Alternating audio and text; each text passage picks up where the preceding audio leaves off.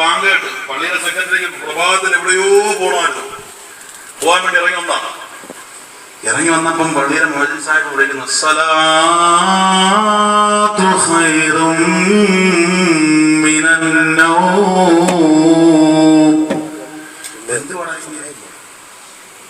എന്ത് കേൾക്കുന്നത്?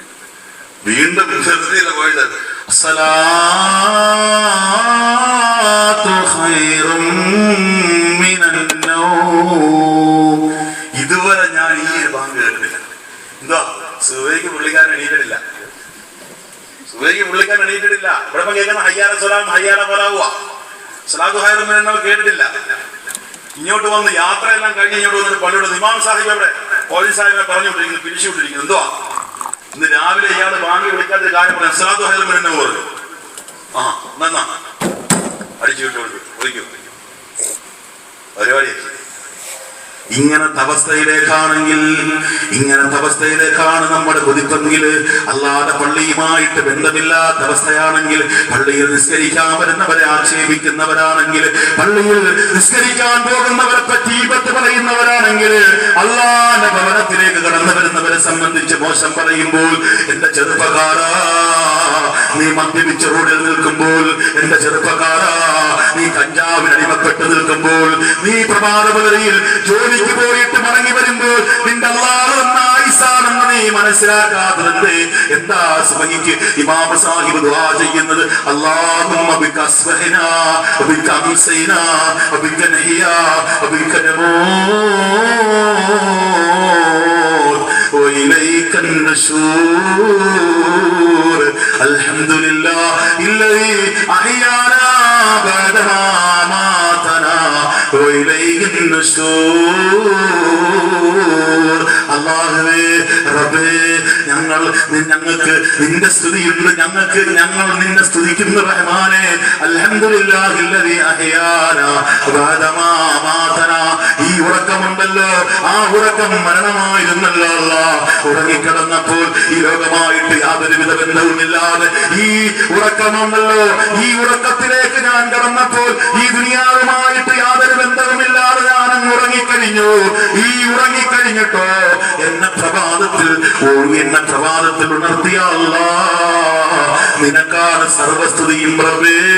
അല്ലാഹുമ്മ ബിക അസ്ബഹനാ വബിക അംസൈനാ വബിക നഹിയാ വബിക നമൂത് വഇലൈക النشور. അല്ലാഹുമ്മ ബിക അസ്ബഹനാ, നിന്നെ കൊണ്ട് ഞങ്ങൾ പ്രഭാതത്തിലായി റബ്ബേ, നിന്നെ കൊണ്ട് ഞങ്ങൾ പ്രദോഷത്തിലായി അല്ലാഹ്, നിന്നെ കൊണ്ട് ഞങ്ങൾ ജീവിക്കുന്നു അല്ലാഹ്, നിന്നെ കൊണ്ട് ഞങ്ങൾ മരിക്കുന്നു റഹ്മാനേ. ഇതാണ് ഒരു മുസ്ലിമിന് വേണ്ടത്, ഒരു കറകളഞ്ഞ മുസ്ലിമിന് വേണ്ടത് ഇതാ. അല്ലാഹുവേ നീയാണ് എന്റെ ജീവിതം, നിന്റെ ജീവിതമാണ്, നീ തന്ന രക്തമാണ്, നീ തന്ന നരമ്പാണ്, നീ തന്ന രോമമാണ്, നീ തന്ന ശരീരമാണ്, സർവ്വതും നിനക്കാണല്ല. നിനക്ക് ഞാൻ സർവ്വതും സമർപ്പിക്കുന്നു അല്ലാഹ്. റഹ്മാനായ റബ്ബേ, എന്റെ പെങ്ങളെ നീ എന്ന് ശ്രദ്ധിക്കു പെങ്ങളെ, നീ എന്ന് അല്ലാഹുവിലേക്ക് അടുക്ക് പെങ്ങളെ. എന്തേ നീ നിന്റെ കുഞ്ഞിനെ ഒക്കത്ത് വെച്ചിട്ട് നീ ആകാശത്തേക്ക് ഉയർത്തിയിട്ട് 50 മാമൻ വരുന്നെന്നും പറഞ്ഞ് നീ ചോറ് ഉരുണ്ട പുരട്ടി നീ കുഞ്ഞിന്റെ വായിലേക്ക് വെച്ച് കൊടുക്കുമ്പോൾ, എന്തേ എന്റെ പൊന്നുപെങ്ങളെ നീ ആകാശത്തെ പറ്റി അല്ലാഹുവിനെ പറ്റി നീ എന്ന് പരിചയപ്പെടുത്തി കൊടുക്കാത്തത്? എന്തേ ആകാശത്തിലേക്ക് നോക്ക്, അമ്പടി അമ്മാവനെ ഒന്ന് നോക്ക്. ആഹാരം തിന്നാൻ കുഞ്ഞിനോട് പറയുമ്പോൾ ഈ ആകാശത്തെ നീ ഒന്ന് നോക്ക്. ഈ ആകാശം കണ്ടോ, തൂണില്ലാതെ നിൽക്കുന്ന ഈ ആകാശത്തിന്റെ ഒരു സംവിധായകനുണ്ട്. അതാരെന്നറിയോ? അല്ലാഹുവാണ്, റബ്ബാണ്. ആ റബ്ബിനെ പറ്റി എന്ന് പറഞ്ഞുകൊണ്ട്, അല്ലാഹുവിനെ പറ്റി എന്ന് പറഞ്ഞുകൊണ്ട്, ഈ പറന്ന് പന്തലിച്ച് കിടക്കുന്ന ഈ ഭൂമിയെ പറ്റി നിന്റെ പൊന്നുമോനെന്ന് പറഞ്ഞുകൊണ്ട് നീ പറയുന്നത് കണ്ടോ? വടക്കേലെ കാക്ക വരുന്നു, തിന്നടാ തിന്നടാ എന്നല്ലേ നീ പറയാതെ നിന്നാട് വരുന്നെന്നും പറഞ്ഞ് പേടിപ്പിച്ച് നീ ഭക്ഷണം കൊടുക്കുമ്പോൾ, നിന്റെ പൊന്നുമോന്റെ ചെവിയിൽ അല്ലാഹുവിനെ പറ്റി പറഞ്ഞുകൊട്, മുത്തുനബിയെ പറ്റി പറഞ്ഞുകൊട്, ഹബീബായ മുത്തിനെ പറ്റി പറഞ്ഞുകൊട്, നമ്മുടെ ആരംഭ മുത്ത് ഹബീബിനെ പറ്റി പറഞ്ഞുകൊട്. അല്ലാഹുവിന്റെ പേരങ്ങോട്ട് പഠിപ്പിക്ക്, മുത്തുനബിയുടെ പേര് നിന്റെ പൊന്നുമോന്റെ ചെവിയിൽ പറഞ്ഞു കൊടുക്ക്. അവൻ അത് കേട്ട് വളരും. നീ അതിന് പകരം നല്ല സംസ്കൃതമാണ് കുഞ്ഞുങ്ങൾക്ക് പഠിപ്പിച്ചു കൊടുക്കുന്നത്. അല്ലാഹു നമ്മളെ കാത്തിരക്ഷിക്കുമാറാകട്ടെ.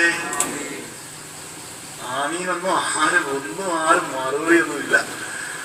അല്ലാഹു നമ്മളെ കാത്തിരക്ഷിക്കുമാറാകട്ടെ. സഹോദരിമാരുടെ അവസ്ഥ വല്ലാത്ത അവസ്ഥയാണ്. അവസ്ഥയാണ് സഹോദരിമാരുടെ അവസ്ഥ. സഹോദരിമാർ വെളുപ്പിന് എണീക്കണം. ഇന്നത്തെ അവസ്ഥ അറിയോ? സഹോദരിമാർ വെളുപ്പിന് എണീക്കണം. 3-3:30 മണിയാകുമ്പോഴേ എണീക്കണം. തഹജ്ജുദ് നിസ്കരിക്കാനൊന്നും അല്ല എണീക്കുന്നത് കേട്ടോ. എന്നാലും കരുതരുത്.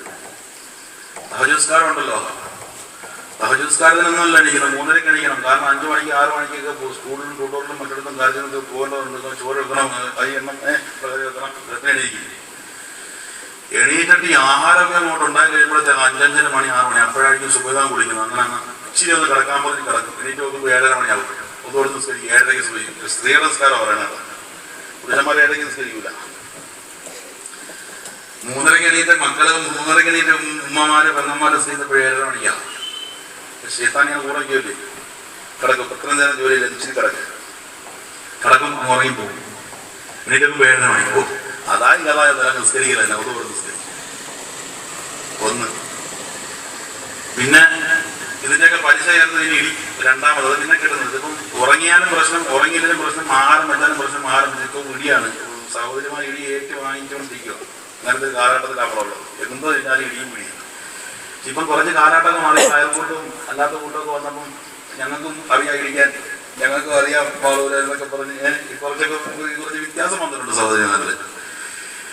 പക്ഷെ ഇപ്പം അതുമല്ല രസകരമായ മറ്റൊന്ന് പറഞ്ഞാൽ അതുമല്ല, അതിനെക്കാട്ടി അപ്പുറമായിട്ട് മറ്റൊന്നുണ്ട്. ഇപ്പം നമ്മളിപ്പം നിന്നാൽ കാണാൻ പറ്റും ചില സന്ദർഭങ്ങളിൽ ഉമ്മായും മകളും കൂടി യാത്ര ചെയ്യുന്നൊരവസ്ഥ.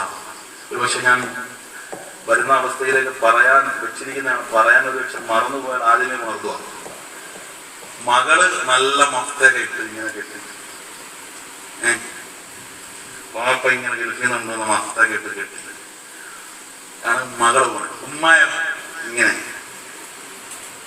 അല്ലെ ഫോട്ടോ എടുക്കുന്നതില്ല ഇത് കാണിക്കുന്ന പോലെ വീഡിയോ കാണിക്കുന്ന ലൈറ്റ് കൊണ്ടിരുന്നത് സംഭവം എന്താ പറയാ, സാരിയുടെ തലപ്പിങ്ങനെ അടിച്ചിരിക്കുക, കാറ്റടിച്ച ഇതൊക്കെ പറഞ്ഞു പോകും. പൊന്നുമോളം ഉമ്മ വന്ന തലയെ തുണിയിടുമ്മ ഓ നീ മഴ നീ ഇങ്ങനെ ഒന്നുകൂടെ നല്ല അവസ്ഥ കേട്ട് ഇങ്ങനെ സുന്ദരമായിട്ട് എന്താ ഒരു പറക്കത്ത. ഇതാരടായി പോണേ, ഇതാരായി പോണേന്ന് വിചാരിച്ചു. തട്ടത്തിൽ മറയത്തോ തട്ടയിടാത്ത മറയത്താണോ എന്ന് വിചാരിച്ചു. പോണേ ഉമ്മ ഇങ്ങനെ കാര്യം കഴിയുക ഇങ്ങനെ കുഞ്ഞു. അപ്പോഴാരും ഉസ്താദ് വരുന്നത് തട്ടം പിടിച്ചല്ല ഇങ്ങനെ വെച്ചതാണ് അല്ലേ. എന്നാൽ എന്റെ പ്രിയപ്പെട്ട ഉമ്മ, നിന്റെ പൊന്നുമോളെ കണ്ടു നീ എന്ന് പഠിക്കുന്ന പൊന്നുമ്മ, നിന്റെ പൊന്നുമോളെ നീ പ്രഭാതത്തിൽ 3:30 എണീറ്റിട്ട് നിന്റെ പൊന്നുമോളെ കുത്തിയിളക്കിയിട്ട് മദ്രസയിലേക്ക് വിടാൻ, ഭക്ഷണം കൊടുത്ത് ട്യൂഷന് വിടാൻ നിന്റെ പൊന്നുമോളെ പറഞ്ഞു വിടുമ്പോൾ, നിന്റെ പൊന്നുമോളെ വിട്ടിട്ട് ദീൻകാര്യം പഠിപ്പിച്ചപ്പോൾ, നിസ്കാരത്തെ പറ്റി പഠിപ്പിച്ചപ്പോൾ, ശരീരം കാണരുത് എന്ന് ഉസ്താദ് പഠിപ്പിച്ചപ്പോൾ, അത് കണ്ടു വളർന്ന നിന്റെ പൊന്നോമന പുത്രി ഉണ്ടല്ലോ, അവളെങ്കിലും കണ്ടു നീ എന്ന് പടി. ഇനി എന്നാ എന്റെ പൊന്നുമ്മ, ഇതാ ഖിയാമത്ത് നാളിങ്ങ് അടുത്തിരിക്കുന്നുമ്മ, മരണമുണ്ടല്ലോ അടുത്തിരിക്കുന്നു, അസ്രായീൽ വട്ടമിട്ട് പറക്കുന്നു. എന്നാണ് ഇനി നിന്റെ ശരീരം മുഴുവനും മറയ്ക്കുന്ന പർദ്ദയും ധരിക്കുന്നത്. എന്നാ എന്റെ പൊന്നുപെങ്ങളെ, നിന്റെ ശരീരം മറയ്ക്കുന്ന, നിന്റെ ശരീരം മുഴുവനും മറയ്ക്കുന്ന, ഈ ശരീരം മുഴുവനും മറയ്ക്കുന്ന ഡ്രസ് വസ്ത്രം ഇനി എന്നാണ് നീ ഒന്ന് ധരിക്കുന്നത്. അതിന് ഇനി പുതിയ പടങ്ങൾ വരണോ?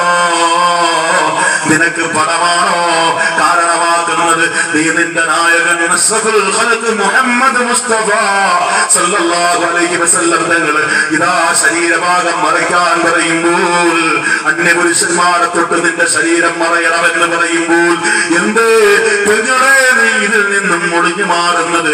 നിന്റെ പൊന്നുമോളെത്രയോ സുന്ദരമായി നടക്കുന്നു. നീ വിചാരിക്കും മറഞ്ഞു നടന്നാൽ എന്നെ ആരും നോക്കൂല എന്നത് കൊണ്ടാണോ? അതല്ല, മറഞ്ഞു നടന്നാൽ മറയാതെ നടന്നാൽ നോക്കുമെന്നുള്ള കാരണത്താലാണെങ്കിൽ നിനക്ക് ഡബിൾ ഇരട്ടി ശിക്ഷയാണെന്ന്